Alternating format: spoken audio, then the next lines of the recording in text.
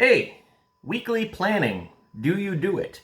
I do not use weekly spreads in my bullet journal, but I do try every Sunday to make sure that I do weekly planning. And I base my planning off of Stephen Covey's 7 Habits of Highly Effective People. So, for those of you who are interested in weekly planning, or if you do it, or maybe you don't, you want to see how others do it, I thought I would just show you guys kind of how I do it. I mean, it's the beginning of the year, right? So we're all gung ho and acting like this is how we live our lives, but it's not really. But I'm trying. I'm trying right now to do what I'm supposed to do. So this is what my weekly scheduling looks like. So if we jump over here to the book, look at that. Samsung S10, baby. So if we jump over to my book, you'll see my weekly template is on page 16. So we go to page 16. And so this is where I start from. I've decided to pick the roles that I play in my life, and those are listed here. And then you'll see that for each goal, or for each role that I play on a weekly basis, I want to pick 1 or 2 goals I want to accomplish that week, and focus on the long-term things that tend to get thrown away when you get too busy. So there's a thing called the Eisenhower Matrix. Apparently, Dwight D. Eisenhower was amazingly productive, and he created something called the Eisenhower Matrix, or maybe he just used it. And it breaks things into whether they're important or not important, urgent and not urgent. So quadrant 1 is important, urgent things that have to get done. Quadrant 2 is important things that aren't urgent, so they tend to get forgotten and pushed off and procrastinated until they become urgent. Quadrant 3 is urgent things that aren't important, so these are all the things that steal your time away from you, emails, other things, or things that other people have decided are important for you, but they're really not. So these are things we could try to delegate or reschedule. And then there's quadrant 4, the dirty, awful quadrant of not important and not urgent. If you're a procrastinator like me, quadrant 4 is where you spend all your time when you're supposed to be working on things that are in quadrant 2, that are important and not urgent. That's where the procrastinators hide, is quadrant 4. So the really important things, the things that you want to do in the long run, the ones that you forget and neglect, are in quadrant 2. And the whole purpose of this type of weekly planning is to stop ignoring quadrant 2. So that's why you try to pick the things that tend to be ignored or disregarded. Then after you pick a goal for each thing, you want to schedule it onto a specific day, or even as a specific time. Like, maybe you can't pick the exact time it's going to happen, but if you can, you should.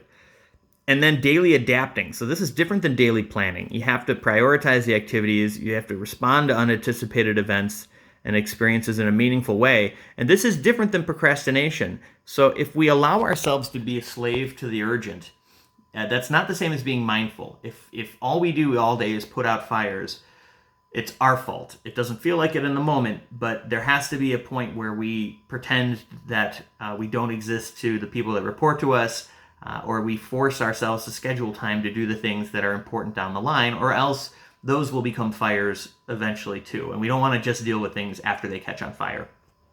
So the idea here is to be mindful when you're doing this adapting. Hold on. Oh, there we go. So each morning, that's where you do the weekly plan review. And this works great with bullet journaling because of Ryder Carroll's suggestion that we always adapt and plan in the morning.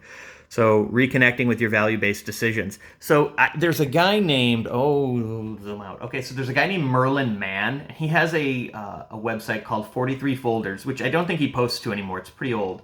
But he is the guy that actually coined the term inbox zero. And I once heard him on a podcast say something really kind of genius. He said, somebody asked him, how do you stop yourself from procrastinating or not doing what you want to do? And he said, when you're procrastinating, you're actually doing exactly what you want to do. You are choosing whatever feels good in the moment, and you're doing it, and you like it, even if there's a little guilt there. And the way to stop procrastinating, according to Merlin Mann, is to spend time really remembering who you want to be, what you want to do, how you want to spend your time, what it is that you're aiming for in the long, in the distance that easily gets forgotten. And I think that's where Ryder and his insistence on daily reflection and daily review is so important. I mean, I think weekly planning and weekly review, like they do in Getting Things Done by David Allen, is important too. But I get it. I see why there's that value of that daily reset, so that if you're looking at your weekly plan that you make, that I'm making right now, on a more every morning, then when it comes time that I have to like do daily adapting, it won't turn into just putting out fires. I can remember that I'm not going to move something unless I absolutely have to, because I said ahead of time that this is when I'm going to do it. The other real big advantage of scheduling something at a specific time is the accountability. It is a shame that the person that I trust the least when it comes to being reliable about time and doing things is me. If other people treated me the way I treat myself when I schedule things and don't stick to them, I would hate that guy. I would think he's bum and I don't want to schedule anything with him. So why am I less important than everybody else? I would never do it to someone else. Like if I tell somebody I'm going to be somewhere at 2 o'clock in the afternoon, I don't just not show up or just decide to change my mind. I feel guilty doing it, and I feel like a fool telling them that I had to. So why is it okay for me to do that to myself? By putting things on the calendar, and the calendar should be, concrete gospel. By putting things on the calendar and saying this is when it's going to happen, it's a level of accountability that keeps me going in the direction I want to go. So there is, since I was mentioning that this is from Stephen Covey, and this isn't me. I may have worded it slightly different, but this is not mine. It's from the principles of personal management in the 7 Habits of Highly Effective People.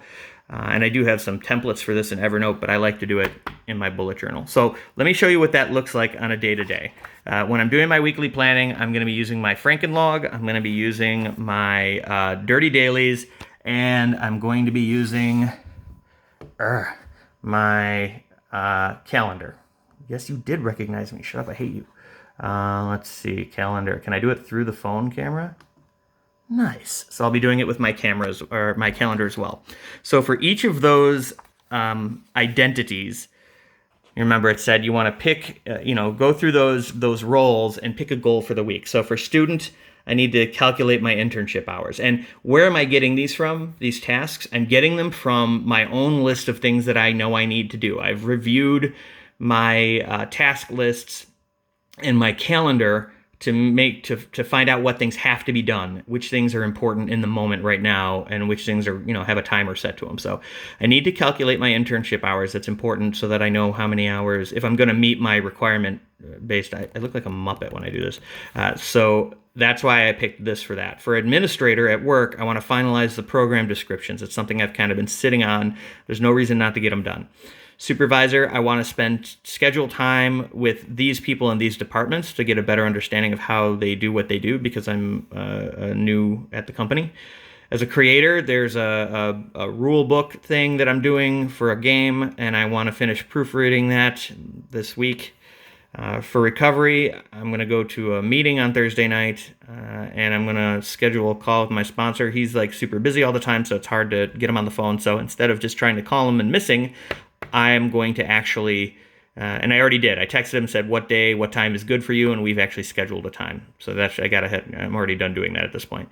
And then call one sponsee. I sponsor a handful of guys, so I'm going to, try during a period of time during the week. I got to try to call at least one. Not try to call. I will call at least one of them.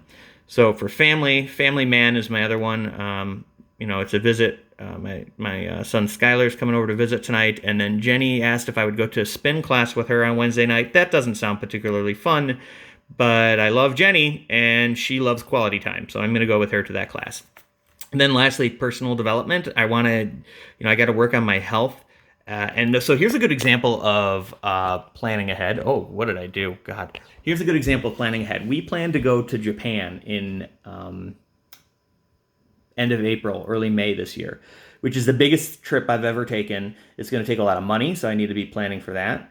I didn't include that in my weekly. Anyways, and I need to be in good physical shape. I don't want to be tired or lethargic or my back to be sore, so I have to make sure I'm in good physical shape for that. Oh, Jenny's showing up right now, and it's going to make this video filled with crazy dogs. And all right, to be continued. Anyways, that's the point of trying to do that. And this is part of what I want to do every week, is go to yoga. And I want to walk every day, and no games or videos in bed all week, because when I play video games and videos in bed, I don't go to sleep until really late, and I don't get my 7 hours, and I don't feel as good. So that's why I did that. And now let's pause for Jenny to show up, because the welcoming committee is here. Ta-da! New location. I had to switch spots so that Jenny could eat and stuff. Anyways, where were we? So yes, this is my personal yoga, games, videos, all that good stuff. And then that line indicates that that's where it ended. So all of these I put as bullet dots. So once I had picked the goals that I want, I'm out of breath from running up the stairs. Once I pick the goals that I want for the week, now I decide how I'm going to have those reflected either as tasks in my bullet journal that have to be done in a certain time, or I will actually schedule concrete time on my calendar to put them in. So for example, calculate the internship hours. I really see no reason why I can't do that today. So after my line here, I actually just included it down here as a regular task for my Sunday, calculate internship hours. So this is something I'm going to get done today. So since I've put this in my daily, my dirty daily, and said, okay, this is what I'm doing today, then I put a cross here to indicate that it's taken care of. So what happens if I don't get that done? And here's the answer. There is no reason under God that I can't get that done. So this is where the accountability comes in. If I'm going to put it down and say I'm going to do it today, then I'm going to do it today. Yes, something might happen, but it is super unlikely that I can't find 30 minutes between now and when I lay my head on the pillow to do what I said I was going to do. So that's why it's important to me to make these concrete things and say, yes, damn it, I'm doing it. You'll also notice, just as an FYI, on my daily, you'll see that there's a change the fridge and softener. The filters for the softener water filter. Oh my God, I can't talk. The fridge and softener filters. That's just from my Frankenlog. When I looked at it this morning, I was like, oh, there's a G on there with a circle. What's that mean? That means I am... I can't find it. There it is. Change fridge filter softeners and order new ones if needed. So that's just going to happen today. Anyways, back to my weekly planning. Squirrel. So I've marked this off. Now, as administrator, I need to finalize the program descriptions. I'm not going to, I don't necessarily know when I can schedule that exactly as a specific thing, but I can make it concrete enough to say, officially, I want that done this week. And that's why it's handy to have these weekly boxes for Frankenlog. So I put in here, finalize program descriptions, and I put it on for the weekly box this week. That means this week I have to get it done. It doesn't matter what day, but I need to get it done this week. So when I do my morning and evening reflections and look at my bullet journal, every day I'm seeing this. And eventually I may actually pick a day and say, if it hits Friday and I haven't done it yet, then I would probably move this to Friday and say, all right, dude, it's got to happen that day. So I put that onto my calendar, or I put that into my Frankenlog. So I marked it off. Supervisor, schedule time with the MCO, Central Intake offices, and Lisa McNeil. So I put that on. I say so incredibly much. I say so much. I can easily say that tomorrow I can schedule this time. So I put it down as letter I, and you'll notice I use squares for work. So letter I is right here on Monday. Tomorrow I am absolutely going to schedule those times. I don't have to actually meet with them, but I have to schedule the times. So I put that is taken care of. As a creator, I want to finish proofreading this book, and so I want to schedule times for that, because I think put it down in my Frankenlog also as finished proofreading, and I put that over here for the week because I want to have it done by the end of the week. But I also want to be a little more concrete about when it's going to get done, so I actually did put that in my calendar. So let's actually go to the calendar. Hello, calendar. And you'll see, maybe you'll see, I don't know, it's kind of hard. There's a reflection from the window. Twisting. All right, so you'll see if I go to this week, this program is called Calendgoo, and it allows me to combine my Outlook and Google Calendars into a single calendar, which is amazing. The program is a little slow and clunky, but I can't find anything else that works as good to do this. So you'll see here, that's this week.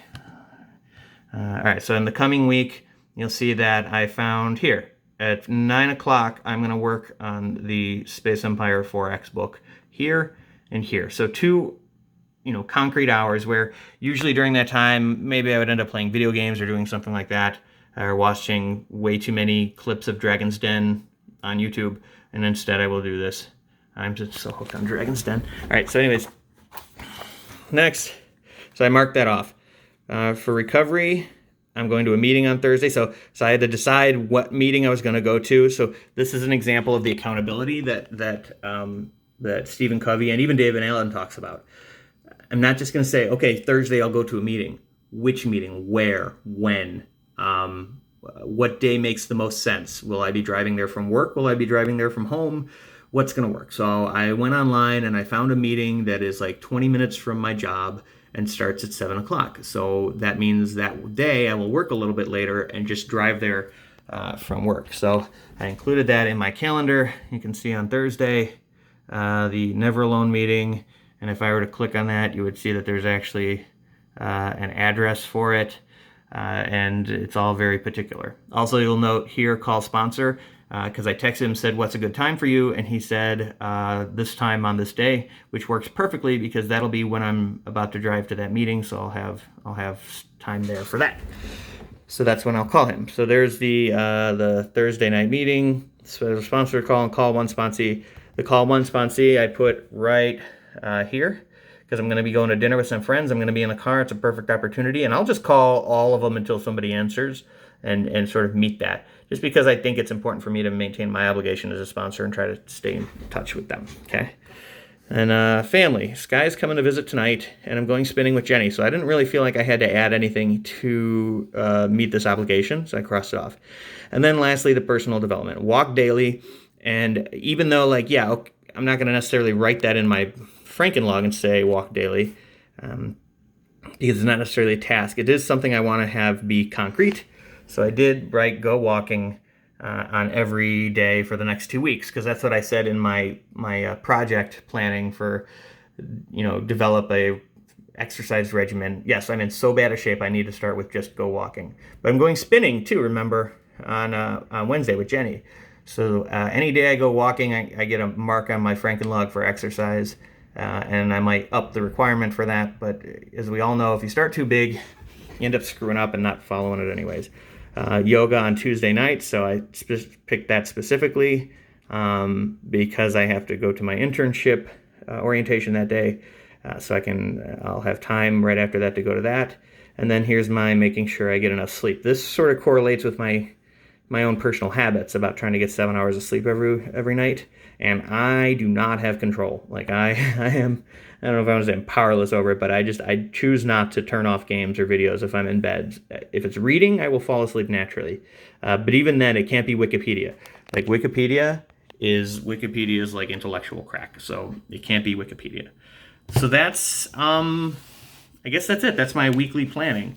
And that makes it so that now moving into the week, instead of thinking sort of nebulously all the time, I really wish I had time for this, or I should do this, or when am I going to do this? And then it's gone, right? The week is gone. You never saw it happen. Everybody has the same amount of time. Like time management's almost a dumb phrase because you can't manage it. It happens whether you want it to or not. Elon Musk has the same amount of time in a day as I do, and he's flying to space. So what's my excuse, right? It's being mindful and planning ahead and using my bullet journal as a tool instead of as a distraction to help me to achieve the things that I want to achieve.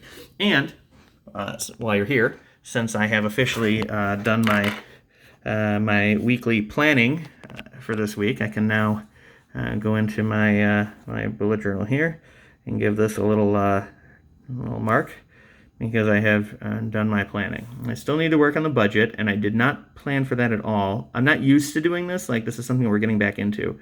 And I'm not going to do it on film camera because this is already 20 minutes long, but I do need to plan into my week when I'm going to work on this. And this, I already know I planned, so that's excellent. So there you go. That is my weekly planning system. I don't know if I should call it my weekly planning system as much as Stephen Covey's weekly planning system, but that's how I use it in my bullet journal. You'll notice I don't use weeklies, even though I do weekly planning. This is because I use a digital calendar. I really have no choice. I did do a blog entry on that. You can look at the Franken blog and see what happened when I tried. But the other piece is it's just not practical. I'm not going to save any time trying to, because I have no choice. I'm forced to use Outlook calendar at work. People do schedule things in Outlook, which means I'll just be transcribing it into my bullet journal and back and forth, and it's no good. So because of that, because I don't have to see my week, or because I see my week on the computer, like in reality, This is my weekly log right here. This is how I see my weekly log. I'm able to see everything I need to do for home, for work, for Jenny, and even like just little FYIs about like who's going to be at work. Like when employees take time off, I put it in the FYI calendar, which is great because during the holidays, a lot of people take time off work. But this is my weekly. So because I have this, I don't need a weekly in my bullet journal. So I'm just monthlies and dailies. But you'll notice that Frankenlog also does not replace my daily. And I do my weekly planning. Like almost all my weekly planning is done on a Sunday. And it's done right in the dailies and marked off in the dailies. And then stuff is applied where it needs to be throughout the week in Frankenlog and the calendar. So that's my system. So let me know if you have any questions or if this was helpful to you. Thank you for letting me ramble on again. This third video in a weekend, right? Clearly, I need more things to do. Anyways, I'll see you guys later.